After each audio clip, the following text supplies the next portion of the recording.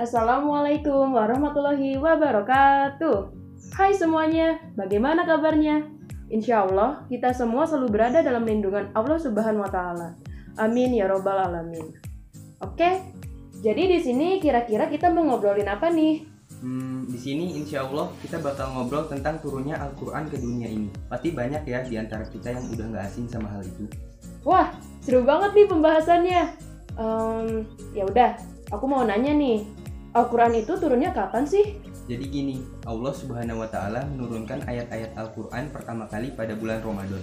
Untuk tanggalnya, para ulama berpendapat bahwa turunnya Al-Quran bertepatan pada 17 Ramadan dan tanggal tersebut bertepatan dengan 10 Agustus 10 Masehi.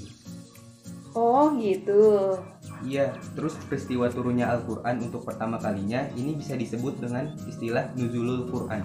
Nuzulul Quran berdasarkan etimologi berasal dari kata nazala yang dalam bahasa Arab sendiri berarti diturunkan.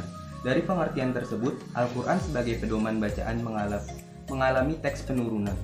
Turun di sini memiliki pengertian turun dari atas ke bawah, sesuai dengan kedudukan Al-Quran dan Tuhan sebagai penciptanya, gitu.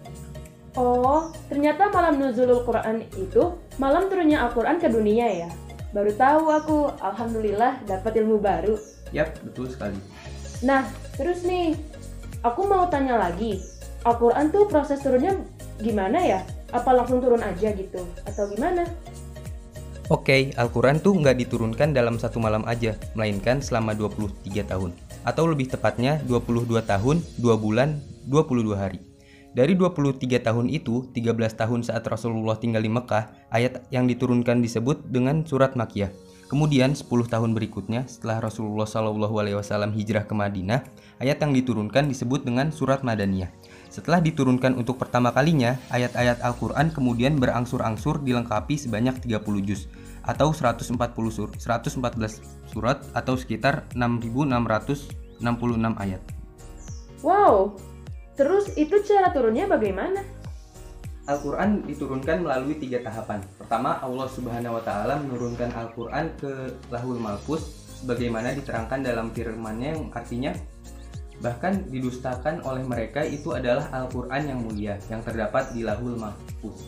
Al-Buruj 22-23. Lauhul Mahfuz itu apa sih? Aku tuh sering dengar itu, tapi aku nggak tahu artinya. Oh, Lauhul Mahfuz itu bisa kita artiin sebagai tempat di mana di dalamnya disimpan takdir Allah atau qada dan qadar. Oh alah, gitu tuh.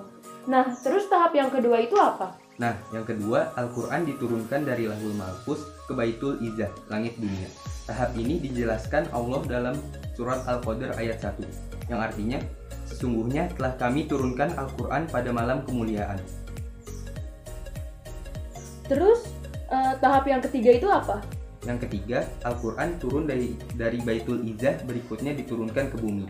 Dr. Syahrul Anwar mengatakan proses tahapan ketiga ini Al-Quran terjadi secara berangsur-angsur.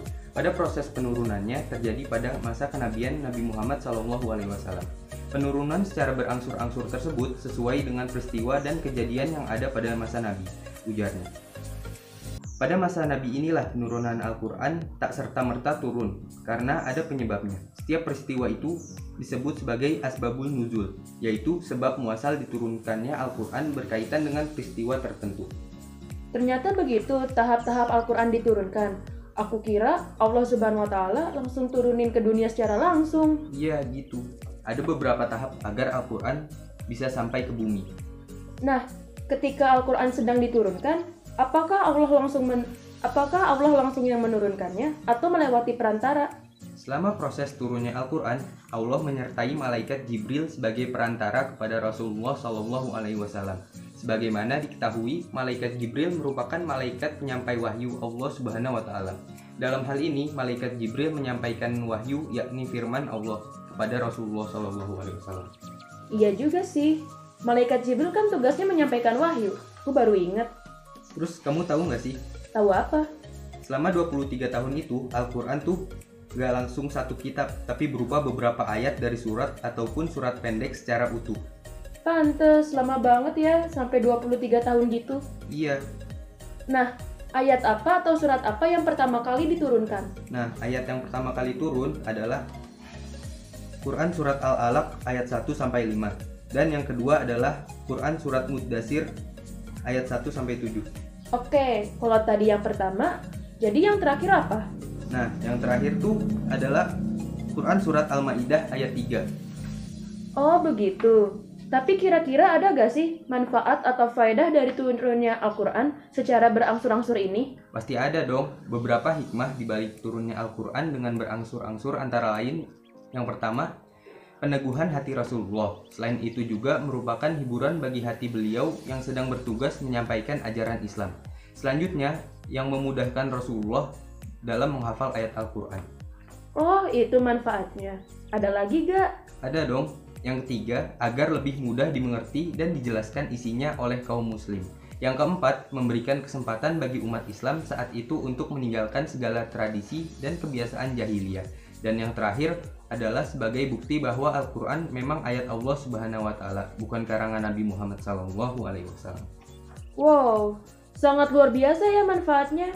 Memang segala sesuatu itu gak ada yang kebetulan dan pasti ada hikmah dan manfaatnya. Iya, benar banget. Aku setuju banget sama apa yang kamu bilang. Segala sesuatu itu sudah direncanakan oleh Allah Subhanahu wa Ta'ala. Jadi kita nggak bisa bilang itu cuma kebetulan atau semacamnya. Betul. By the way, jazakallah khairun kasiro ya atas semua ilmu yang udah kamu bagi-bagi ke kita semua. Semoga ilmunya barokah dan bisa bermanfaat untuk kamu dan banyak orang ya.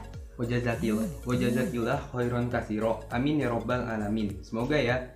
Oke, kayaknya sampai sini aja ya ngobrol-ngobrol kita hari ini.